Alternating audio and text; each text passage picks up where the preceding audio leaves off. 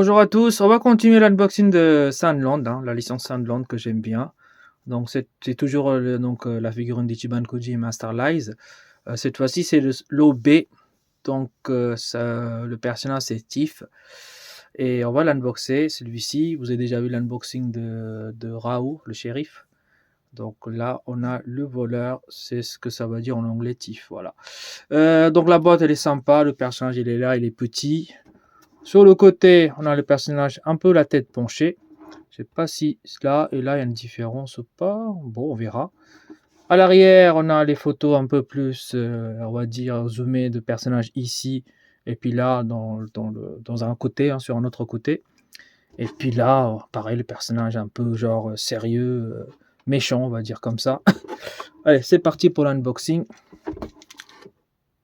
Hop, je retire tout ça. Donc, il va avoir le carton rigide comme d'habitude. Hop.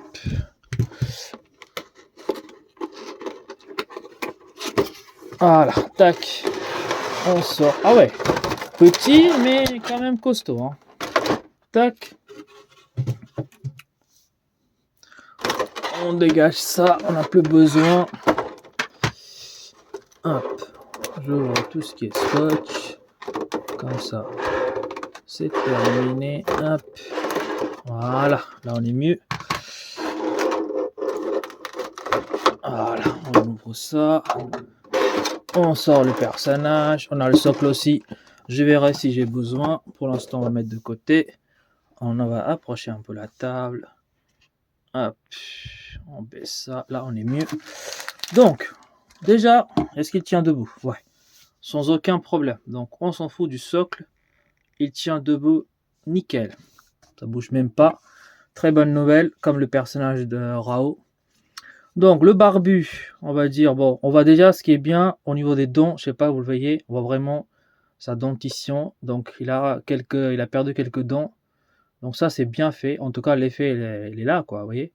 Le moustache nickel, parfait. Donc moustache gris avec la barbe gris et des petits cheveux, des tout petits cheveux. Donc il a une calvitie, hein. Il a des cheveux en arrière et en milieu une petite mèche comme ça, très sympa. Le visage est nickel. Ses yeux sont bien accentués par le contour tout en noir pour voir que la vue là, il est dans un état, je sais pas, mais genre vénère ou il a trouvé une idée. C'est pour ça qu'il a le petit doigt. Donc voilà. Donc le petit doigt, les mains, tout ça, c'est bien fait avec quelques dégradés de couleur. La peau, elle est bien foncée. Ensuite, le vêtement, voilà, avec des pliures, etc. C'est très bien fait. On a beaucoup de dégradés de couleurs. Alors, un truc à savoir, c'est que à la caméra comme ça, en vidéo, la couleur elle est vraiment vert. Là, quand je regarde comme ça, c'est un vert clair. Hein. Donc, c'est pas vraiment vert foncé en fait.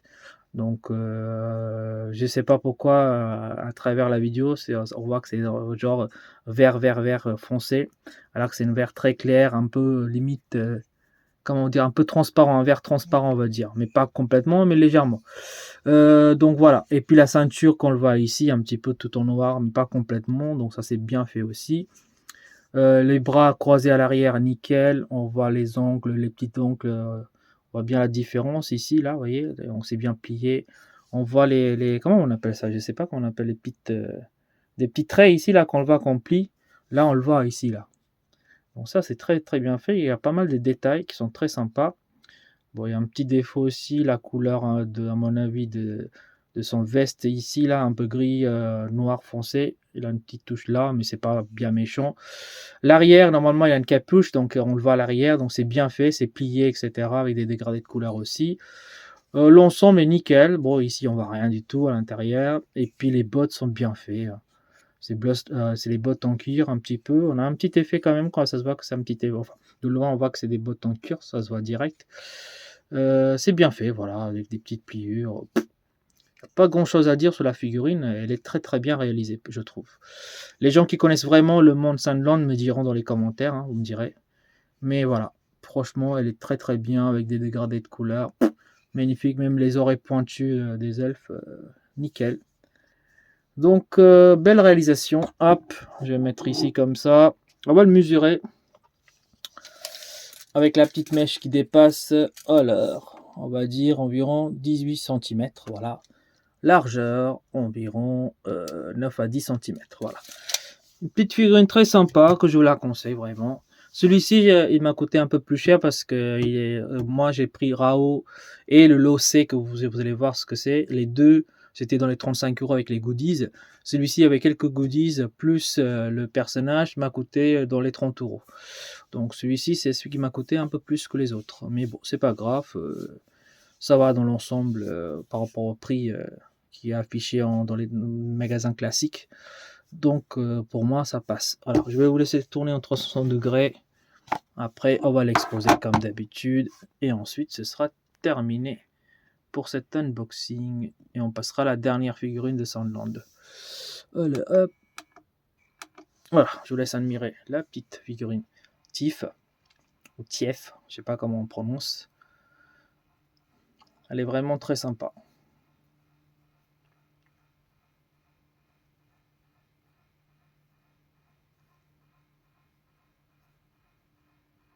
Bien réalisé. Nickel. Très peu de défauts. Je la trouve vraiment accurate et elle est vraiment parfaite.